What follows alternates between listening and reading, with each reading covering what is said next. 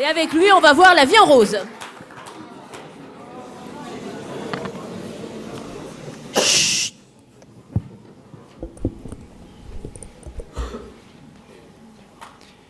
Voilà maintenant 1 heure que je déambulais silencieusement le long des rives de Seine.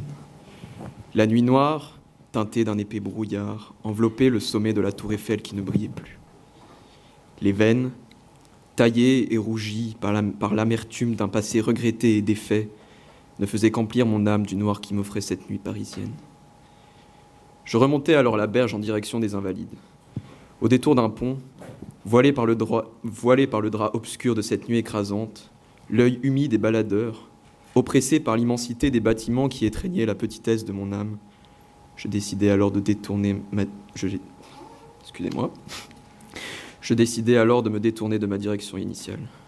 Je fis le pas. Ce n'était qu'une nuit parmi les autres, me disais-je. Ma pensée lourde rythmait mon pas. Un rythme lent et douloureux, un rythme lent et triste, un rythme lent et grave. Maintes fois, je m'étais laissé tromper par ce discours démagogue d'être bien pensant, disant qu'il faut voir la vie en rose. La seule rose que je percevais ce soir-là s'appelait névrose, et l'espoir d'une vie nouvelle m'abandonnait peu à peu. Soudain, mon âme tressaillit. Ma fierté et ma dignité, endormies et enfermées dans ce corps depuis trop longtemps, se réveillèrent en sursaut. Le sage esprit de la Seine était venu les ranimer. Celle qui allait bientôt m'emporter dans ses flots se montra peut-être magnanime ce soir-là. Elle me chuchotait, et la fraîcheur de mes larmes se mêlait à la légèreté de l'espoir que m'offrait ce soir ce flot impétueux luttant pour ma vie. Elle m'interpellait alors. Pourquoi ne pas voir la vie en rose ? N'as-tu donc jamais rêvé de jours meilleurs ? Serait-ce le noir de mes courbes fluides qui t'attire tant dans cette nuit si froide ? Serait-ce abréger la difficulté de la vie en venant épouser mes formes qui t'attirent tant ? Consens à me laisser te convaincre. Laisse-moi te faire découvrir les bienfaits du rose avant le chant du rossignol. N'as-tu donc jamais distingué ce que les élites de la littérature française t'ont laissé comme héritage ? N'as-tu donc jamais distingué que la composition intégrale du mot rose formait dans un tout autre sens le mot oser ? Alors je l'ai tout de suite deviné. De ton point de vue, bien évidemment, il faut voir la vie en rose pour oser, mais tu oublies quelque chose d'essentiel. Il faut aussi oser pour voir la vie en rose. Oser n'est-il pas l'accomplissement ultime d'une volonté de vivre le jour présent et d'en retirer ou pas les bénéfices ? N'as-tu pas un jour regretté d'avoir vécu dans le passé et qu'une personne de ton entourage soit venue te dire ce qui était bon pour toi ? N'as-tu jamais regretté de n'avoir compris que trop tard que cette même personne ne voulait pas que tu trouves tes propres réponses, les bel et bien que tu crois les siennes ? Quelles raisons t'ont poussé à comparaître devant moi ce soir ? Serait-ce le très fameux et ô combien mélancolique échec amoureux ? N'était-ce pas Baudelaire lui-même qui façonnait comme un artisan de l'espérance et de l'optimisme un idéal amoureux qu'il voulait atteindre ? Et tout cela, disait-il, sous un ciel bas et lourd qui pesait comme un couvercle. Voir la vie en rose, Baudelaire l'avait bien compris. Ça peut paraître bizarre. Il est vrai que la vie peut offrir une monotonie sans pareille qu'il s'efforçait de décrire. Il est vrai que le rose dont on nous parle peut déteindre et laisser place à une fine toile vide de sentiments et peinte d'une impression non pas rose, mais bel et bien morose.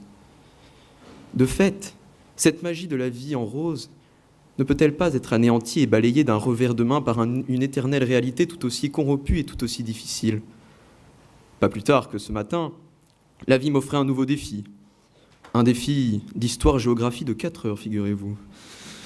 C'est alors que j'ai compris que la vie me parlait d'un ton sévère.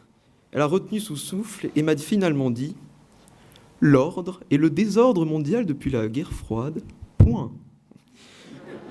Votre argumentation sera précise et vos arguments détaillés. » N'est-ce pas là un exemple magistral de ce que la vie peut vous rendre en échange de ce que vous lui offrez ? N'est-ce pas manquer de réalisme que de voir le bon dans chaque chose que la vie nous offre ?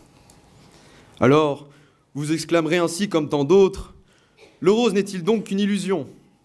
Seul le néant est-il permis aujourd'hui de se voir triompher ? » Bien sûr, pour les plus scientifiques d'entre nous, vous me répondrez en chœur, dans un élan de bien-pensance, « Alors, Maxime, voir en rose, c'est carrément pas normal, car en fait, c'est dû à un déplacement du cristallin qui vient s'appuyer sur la pupille. Non mais oh là là, c'est ES, quoi. J'entends. Cependant, détrompez-vous.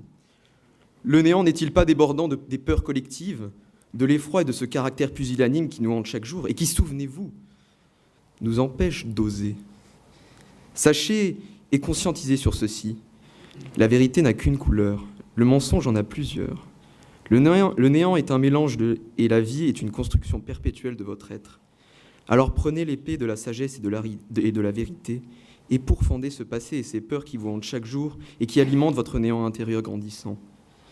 Il sera alors bon de dire, et ce même si vous êtes dans le rouge, de prendre votre courage et d'affronter vos peurs bleues, de cesser de broyer du noir, de rire jaune pour vous rassurer, d'oser sans pâlir d'un blanc-seing, car je vous garantis que cette palette, aussi riche soit-elle, vous fera voir la vie en rose.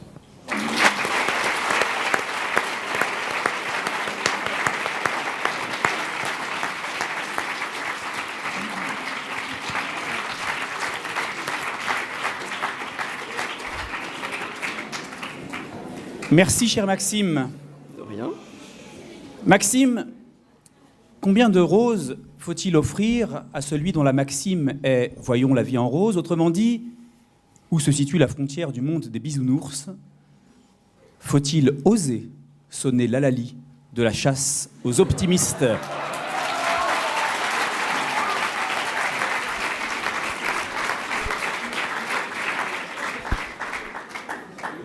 Je vous remercie, Monsieur Halali, de me poser cette question, ma foi, très intéressante, qui soulève un débat intellectuel d'un niveau de haute voltige.